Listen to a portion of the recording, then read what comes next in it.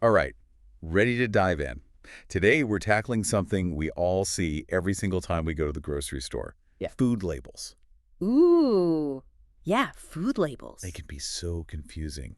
We've got this really interesting lecture here that I think is going to give us the knowledge to see through all the marketing tricks. It's like they're designed to inform us, but then they also kind of nudge us towards choices that maybe aren't the best. Totally. So this deep dive is going to be all about understanding how to read labels so we can make good decisions, right? Yes, become like fluent in food label language. Yeah. So to start, I was actually really surprised to learn that there are all these different government agencies that are responsible for food labeling. Oh, yeah. I mean, we've got the FDA and the USDA here in the US, but then in the EU, there's the EFSA, and over in the UK, they have the FSA. Yeah, it's a whole bunch of different regulations, right? Right, it's like a patchwork. A patchwork of regulations, and all these agencies are trying to make sure that food labels are accurate and safe, but there's always loopholes. Oh, yeah. And companies are always trying to figure out how they can kind of, work around those loopholes. Right, use them to their advantage. Yeah. Which is kind of, unsettling in a way. You need a PhD to understand a cereal box. Yeah, exactly. But one of the things that stood out to me was this idea of serving sizes. Mm-hmm. I mean, we've all been there, where you have, like, a bag of chips, and the serving size is like a tiny handful. Oh, absolutely. A serving size of granola is often only a quarter cup. That's crazy. And people are pouring themselves a whole bowl. Like, come on. Right. So you could be eating like 3 or 4 times the calories and fat and not even realize it. Absolutely. So you can't just look at, like, the calories per serving. You have to actually think about how much you're eating. Do the math. Exactly, do the math. Because those tiny serving sizes, it's like a trick. It makes you think you're eating less than you are. Yeah. And so you end up eating way more. So that's serving sizes. Definitely something to watch out for. Now let's talk about calories. The lecture goes over, fats, carbs, and protein. Yeah. But then it gets into this debate about whether focusing so much on calories is really the best approach. Yeah, a lot of people are pushing back on this idea that all calories are created equal, Right, like 100 calories of broccoli is different from 100 calories of candy. Exactly. It's not just about the number, it's about what those calories are made of. Right, the quality of the calories. Exactly. Some researchers are actually arguing that we need to, go beyond the calorie count. Interesting. Maybe even start using something like a nutrient density score to really understand how nutritious a food is. That would be interesting. I like that. So it's not just about, the numbers. No, it's about so much more. Yeah, the bigger picture. Yeah. Okay, well, let's move on to fats. This is where things always get confusing for me. We've got saturated fat, trans fat, unsaturated fat. It's like, what does it all mean? Right. Well, I think for a long time, saturated fat was considered the enemy, like it causes heart disease. But, some of the newer research is actually challenging that idea. Really? Yeah. And some studies are even showing that some types of saturated fat, like the kind you find in coconut oil, they might be neutral or even good for your cholesterol levels. Wow, so maybe saturated fat isn't so bad after all. Well, the research is definitely still going on. But, trans fats, those are a definite no-no. Like, artificially created fats, and there's a strong link between trans fats and all sorts of health problems, especially heart disease. Right. But, even when it comes to trans fats, there's still room for some sneaky labeling. How so? Well, the lecture talks about how some products can claim 0-gram trans fat, even if they have a little bit. Really? Yeah, so apparently the regulations allow companies to say 0-gram trans fat if a serving has less than half a gram. Oh, so it's like a serving size trick again. Exactly. Like if a product has multiple servings, each serving might have a tiny bit of trans fat, but it's still below that limit, so they can put that 0-gram on the label. So you have to really pay attention to the details. Oh, yeah. Okay, well, speaking of details, let's break down carbohydrates. Okay. We've got total carbs, fiber, sugars. Yeah. What should we be focusing on? All right. So total carbohydrates, that includes all types of carbs. Fiber and sugar are part of that. Okay. And fiber is a good thing. Yeah. It's good for digestion and for your gut health. Right. But sugar, Sugar. that's where it gets a little trickier. But the good news is, here in the US at least, food labels now have to list added sugars separately. Oh, I remember when that happened. That was big. Right. Before that, it was like companies were playing hide and seek with sugar. Totally. Like they were masters of disguise. Oh, yeah. They would hide it under all these crazy dextrose, high fructose corn syrup, maltose, you name it. You'd have no idea how much you were actually eating. It's amazing how much power these companies have. I know. Okay, well, at least now we have added sugars clearly labeled. Yeah, that's good. But what about sugar-free? Can we trust those claims? That's a good question.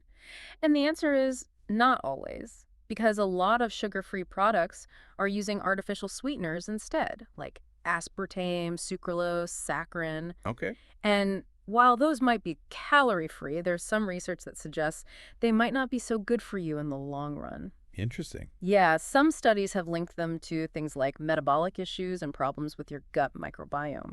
So, like, diet sodas and sugar-free desserts might not be as harmless as they seem. Right, you have to be careful. And then there's sugar alcohols, too, Oh, right. like sorbitol and xylitol. Those Yeah. are naturally occurring, but they Yeah. can cause some digestive issues. Yeah, like bloating and gas. Exactly. So, yet another way that labels can be misleading. Right. Even something that sounds healthy, like sugar-free, could be tricky. Okay, let's move on to sodium. Why is sodium such a sneaky ingredient? Well, we need sodium. Yeah. It's essential for our bodies, but too much sodium can lead to high blood pressure and other health issues. Right? And the problem is that sodium is often hiding in plain sight. Like, it can be in processed foods that don't even taste that salty. Really? Like what? Well, think about things like bread, soups, Huh? even things like yogurt and granola bars can have a lot of I sodium. wouldn't even think of those as being salty. Would be right. So it's easy to go overboard without even realizing it. Exactly. And the recommended daily intake for sodium is around 2,300 milligrams, Right. which is about a teaspoon of salt. But a lot of people are eating double or even triple that amount. Wow. That's a lot. Yeah, just from all the hidden sodium in processed foods. Okay, well, this is definitely a wake-up call. I mean, I don't think of myself as someone who eats a lot of salt, I know. but now I'm starting to wonder. Right. So it's important to be mindful, especially if you eat a lot of packaged foods. Yeah. Okay, so let's shift gears a little bit and move beyond the nutrition facts panel. Okay. Let's talk about the ingredient list, because this is something people often overlook. And the lecture really stresses how important it is to actually read through that ingredient list. Oh, yeah. It's like, a whole other level of decoding going on there. It is. It's like looking behind the curtain. It's really understanding what's going into your food. Yeah. And remember, ingredients are listed in descending order by weight. So the first few ingredients, that's the bulk of what you're getting. If sugar's at the top of the list, that's a pretty good indication that that's what you're mainly eating. That makes sense, yeah. Yeah. So what else should we be looking out for in the ingredient list? I always hear about these additives and preservatives. Mm-hmm. What are those all about? Well, keep an eye out for things like artificial sweeteners, aspartame, sucralose, those kinds of things. Right. Like we said, the research on them is still kind of up in the air. But there are some studies that are suggesting they might not be so great for you in the long run. Like, they might mess with your metabolism Oh, wow. or your gut health. But wait, I thought artificial sweeteners were FDA approved. Well, yeah, but FDA approval, that just means that something is safe to eat at a certain level. Doesn't necessarily mean it's healthy or that there's no risk. Right. So another example of where we need to do our research and not just take the label at face value. Exactly. Okay, what about preservatives? Well, preservatives are added to extend shelf life, which is great for convenience. Yeah. But, it might come with a cost. How so? Some preservatives, like sodium benzoate, nitrates, sulfites, have been linked to allergies in some people. Oh, wow. Yeah, like sulfites. Mm-hmm. Those are commonly used in dried fruits and wine. Mm. And they can cause headaches, asthma, even skin reactions in some people. Really? Yeah, so that freshly baked bread at the supermarket might not be so fresh after all. It's interesting how it's like a trade-off. You get the convenience, but you get all these extra ingredients. Exactly. And another controversial additive you might see is MSG. Oh, yeah. MSG. I've heard of that. Yeah, it's a flavor enhancer. Mm-hmm. It's widely used in Asian cuisine and a lot of processed foods. Right. And there's that whole thing about it giving people headaches. Yeah. Yeah, some people say that, but the research is actually kind of mixed on that. Really? Yeah. Some studies have found a link between MSG and symptoms like headaches, nausea, sweating, Okay. but other studies haven't. So it might just affect certain people. That's what it seems like. Interesting. Yeah, it probably just depends on your individual tolerance. Makes sense. But, if you find that you consistently have reactions after eating MSG, it's probably best to avoid it. Yeah. It's amazing how differently our bodies can react to these things. Okay. Well, let's talk about a term that gets thrown around a lot these days. Natural. Seems like every food is all natural now. I know. What does that even mean? Like, what does natural actually mean on a food label? Well, technically, natural flavors are derived from plant or animal sources, Okay. whereas artificial flavors are created in a lab. Right. But here's the thing, even natural flavors can be heavily processed. Really? Yeah, and chemically altered. So like all natural vanilla extract? Yeah. Might not be so pure after all. Yeah, it can be a little misleading. It really is like they're trying to trick us. I know. They know we want to eat healthy, so they use these tactics to make their products seem better than they are. So how can we tell if something is truly natural? That's the tough part. There's no easy way to know for sure. Yeah. The labeling regulations are often kind of vague, Okay. and the term natural itself isn't strictly defined. Right. So it's best to just be cautious and really read that ingredient list. Speaking of misleading tactics, that reminds me of the whole organic thing. Right? I always thought organic meant healthy. Yeah, a lot of people do. But the lecture points out that that's not always the case. It's not. So like an organic cookie is still a cookie. Exactly. It might have organic sugar and organic flour, but it's still a lot of calories and sugar. Yeah, it's all about balance, right? Right. You can't just assume that something is healthy because it's organic. Okay, so what about other buzzwords? Like, are there other common ones that companies use to mislead us? Oh, yeah. There are tons. Okay, like what? Well, fat-free or low-fat, that's a classic one. Mm-hmm. And while it's true that reducing your fat intake can be good for some people, Yeah. a lot of times when you take the fat out of a product, they have to add something else back in for flavor, Right. like sugar or artificial ingredients. To end up eating more sugar instead. Exactly. It's a trade-off. It seems counterintuitive, but I guess that's how it works. Yeah, you really have to look at the whole picture. Okay. What about multigrain? I always thought that meant it was whole grains, right? Well, multigrain just means that it has more than one type of grain. But those grains could be refined, Oh, I see. which means they've been stripped of their nutrients. Right. So you want to look for whole grain. Okay. That means they're using the whole grain kernel, which has more fiber and nutrients. Got it. So multigrain is not always what it seems. No, It feels like every claim requires this extra level of scrutiny. it does. Are there any other sneaky marketing tactics that we should know about? Well, another one that comes to mind is made with real fruit. Oh, yeah. This often makes people think that a product is full of fruit. Right. It sounds healthy. Yeah. Yeah. But in reality, it might have only a tiny bit of actual fruit. Oh, really? Yeah. And the rest is just flavoring. Yeah, and that flavoring is often artificial. It's so frustrating. I know, it's like they're deliberately trying to mislead us. Right. But the more you know about these tactics, the less likely you are to fall for them. Right. Knowledge is power. Exactly. So let's move on to some strategies. Some actual things we can do to make better choices at the grocery store. Because the lecture does offer some good advice on how to navigate all of this. Yeah, I'm curious about that. What are some things we can do? Well, first of all, whenever possible, just choose whole foods. Oh, Like, the best foods don't even have labels. right.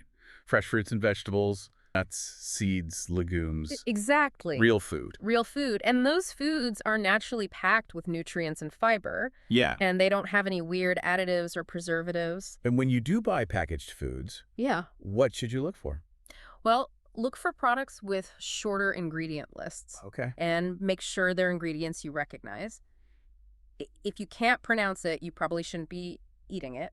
Good advice. And don't be fooled by all those claims on the front of the package. Right, right. Those are often designed to distract you. Yeah, Go straight to the nutrition facts panel and the ingredient list. right. So don't judge a book by its cover. Now, what about all those hidden sugars? The ones with all those crazy names. Yeah, well, just be very skeptical of anything that says sugar-free. Remember, sugar has a lot of disguises. It does, yeah. High fructose corn syrup, cane juice, dextrose, maltodextrin. The list goes on and on. Right, it's like playing Where's Waldo with sugar. Exactly. Just scan that ingredient list for any kind of sneaky sugar. Got it. And what about additives? Any advice there? Try to choose products with fewer additives. The fewer, the better. Makes sense. Okay, well, that's really helpful. Yeah. But I have to say, even with all this knowledge, it can still feel a little overwhelming sometimes. Yeah. Are there any other tools or resources that we can use? Oh, yeah, definitely. Like what? There are some great apps out there. Really? Yeah, third-party nutrition apps that can really help you with label reading. Like, you can scan barcodes and get easy-to-understand health ratings for products. Oh, wow. Yeah, some popular ones are Yuka, Fujicate, and MyFitnessPal. They're really handy for making quick comparisons and figuring out which option is healthier. That is so helpful. It is. And they can also teach you more about specific ingredients, like what are the potential health effects. Right. So it's a great way to learn more and be a more informed consumer. So we've got our decoding skills, we've got our apps, Yeah. we're ready to hit the grocery store. Yes. Any other advice before we go? Don't be afraid to compare. Oh, yeah. Like if you're buying bread, take a few minutes to look at different brands and see which one has the fewest ingredients, the lowest sodium, the least sugar. You might be surprised by the difference. That's a good point. It's easy to just grab the same brand every time, Right. but I guess it pays to take a little time and compare. It does. It really does. Of It's almond. all about being proactive and informed. Right. Don't just blindly trust what's on the label. Yeah. Question it. Read those ingredient lists. Right. And make choices that are good for you. I love that. Be curious, question everything, and don't be afraid to do a little research. Exactly. The Yeah. more we learn, the better choices we can make. Okay, so we've covered a lot of ground here. Yeah. We talked about serving sizes, calories, fats, carbs, sodium, ingredient lists, marketing tricks. We have. It's a lot to take in. I know it is, but remember, this is a journey. Yeah, You don't have to master everything at once. right. Just focus on one or two things at a time. Okay, yeah, good advice. Like maybe this week you pay extra attention to serving sizes, Yeah, and then next week you really focus on understanding the ingredient list. I like that. Small steps. Full steps. That's what it's all about. And, remember, you don't have to do this alone. That's right. There's so many resources out there. Mm-hmm. You can talk to your doctor. Yeah. You can talk to a registered dietitian. Yeah. There are lots of online communities dedicated to healthy eating. That's true. It's all about finding that support system. Surrounding yourself with people who can help you reach your goals. Small steps, consistency, and a little bit of curiosity. I love that. That's the recipe for success. Well said. It feels like we've uncovered a whole secret world. We have. Like, if you had to pick one key takeaway for our listeners, what would it be? Just, be an active consumer. Don't just take what's on the label for granted. Question things. Do your research.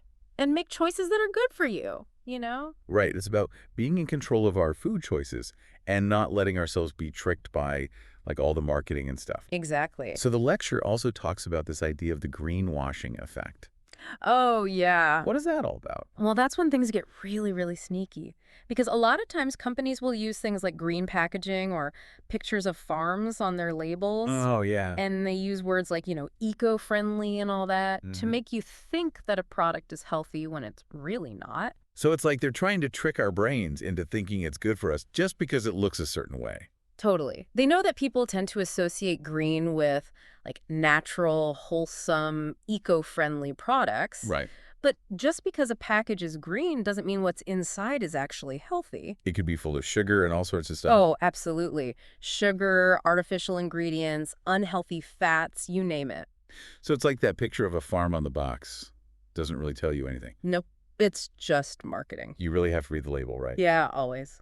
Okay, well, I think we've covered just about everything here. Serving sizes, calories, fats, carbs, sodium, ingredient lists, marketing tricks. It's a lot. It is a lot. But, I think the good news is we don't have to master it all at once. Right. It's a process. Right. You can take it one step at a time. Yeah, like you said, focus on one thing each week. Exactly. Like maybe this week it's serving sizes, and then next week it's the ingredient list. Yeah, little by little. And, we don't have to do this alone either. That's right. There's tons of support out there. Right, we can talk to our doctor or a registered dietitian or join an online community Lots of options. and, find people who can help us make better choices. Absolutely. That's a great idea. Okay. Well, I think that about wraps up our deep dive into the world of food labels. Wow, we covered so much. We did. A huge thank you to all of our listeners for joining us on this adventure. We hope you learned some valuable things and that you feel more empowered to make those healthy choices. Absolutely. And just remember, every time you pick up a packaged product, you have the power to make an informed decision. That's right. So keep decoding those labels, everybody. Until next time.